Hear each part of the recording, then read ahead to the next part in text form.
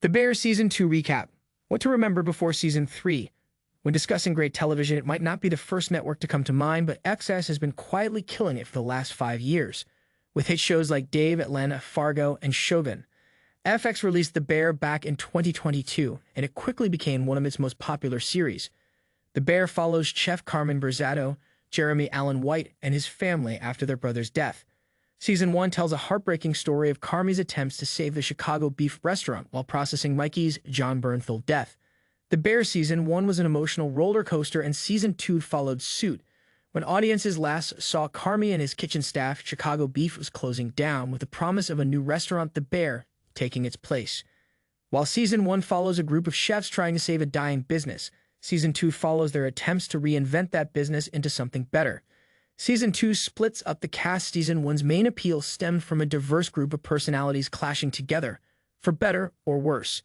Season 2 completely abandons this premise early on, instead choosing to separate the characters and focus on telling more intimate, focused stories about each of them individually. While Carmi and Side Ayo Edebiri develop a new menu, they send the rest of the staff to various restaurants across America and Europe to enhance their culinary skills. This decision led to some of the most iconic episodes in the series.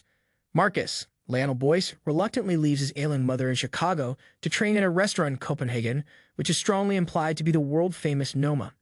Marcus trains under Luca, Will Poulter, who shares his story about training to become the best in the industry. Luca explains how he struggled to accept he could never compete with an old rival in the kitchen, but accepting that hard truth allowed him to become better than he ever thought possible. Richie, Ebon Moss-Bachrach, also goes through a particularly memorable emotional journey in Episode 7. Carmi sends Richie to stage at a top Michelin-star restaurant in Chicago. Richie is stuck polishing forks and discovers his ex-wife is getting remarried. During his lowest point, the restaurant forces Richie to overcome his ego and abandon his unhealthy mentality that he's too old to start over. Richie undergoes the biggest transformation of any character in the show, stepping up to become a great host and server, and learns from Chef Terry Olivia Colman that you're never too old to start again, adopting her mantra that every second counts.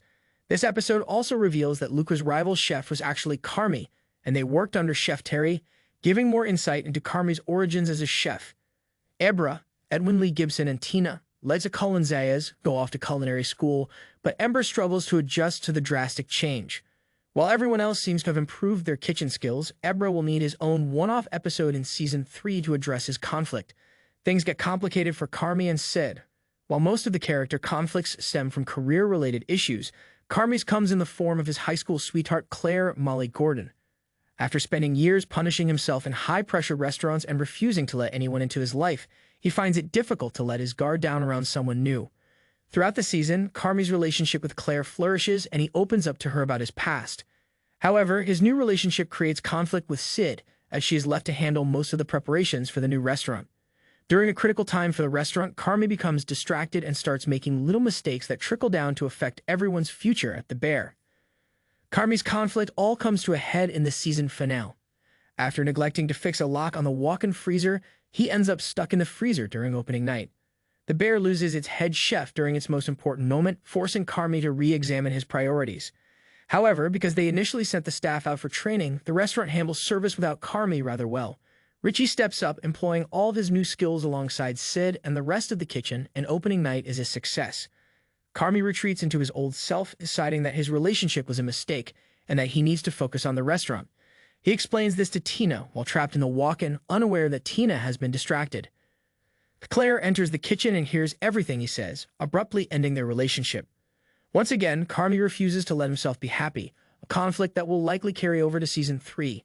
Carmi isn't the only character with relationship problems in Season 2. While it looked like Marcus and Sid were developing it, Season 2 was chock full of surprising cameos, from Will Poulter and Olivia Colman to Gillian Jacobs to Joel McHale.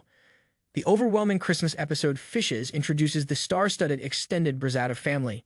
Jamie Lee Curtis played Donna, an alcoholic, emotionally abusive mother, and the Berzatto matriarch, along with Sarah Paulson, Gillian Jacobs, John Mulaney, and Bob Odenkirk. Jon Bernthal also returned as Mikey in this episode, which flashes back 5 years to explore the toxic backstory of Sugar, Abby Elliott, and Carmi's family. Donna returns later in the season, ridden with guilt over how she treated her children, and Stewie, Chris Watask, shares an emotional moment with her while trying to reconcile their family. Understanding Sugar's relationship with her mother may be important for Season 3. Sugar is the emotional anchor holding the family together, and with her baby due soon, she's likely worried about repeating her mother's mistakes in her own life. Behind-the-scenes photos of Season 3 have shown the cast smoking outside a church, dressed in suits, which could potentially hint at an episode set around a christening for Sugar and Stewie's newborn baby.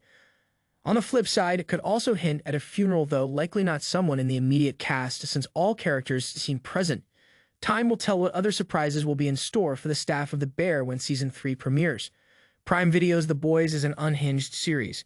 It's full of brutal violence, sociopathic soups, and all sorts of debauched decadent mayhem, which came to a head during its unforgettable foray into Herogasm, a hedonistic orgy of superheroic excesses of all kinds, the likes of which had never before been seen on television.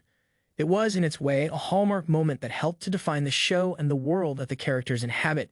Violent and debased with a glossy veneer that obscures just how down and dirty some of these maniacs with powers can be. But as monumental a moment as Herogasm was, the show has managed to top itself yet again with an NC-17 scene that you have to see to believe. It is a stomach-churning and completely bonkers moment, so unbelievably wild that even showrunner Eric Crick can't believe he got away with it. With the public descending into political tribalism, split between pro-Homelander Anthony Starr and pro-Starlight Erin Moriarty lines, tension is mounting in the strangely endearing and yet utterly terrifying world of The Boys. Vought, under the thumb of Homelander, has begun to garner support from fringe far-right movements, most notably one led by the anti-Starlight soup podcaster Firecracker, Valerie Curry, and her gang of right-wing militants headed up by the soup splinter, Rob Benedict, who can replicate multiple copies of himself. Together, they decide to hold a rally that promises to out Starlight as the corrupt, freedom-hating liberal they paint her to be. The Boys, hip to the notion that this is just another plot by Vought to bring the country to heel under Homelander's boot, are set to dismantle the political mouthpiece that Splinter and Firecracker have created.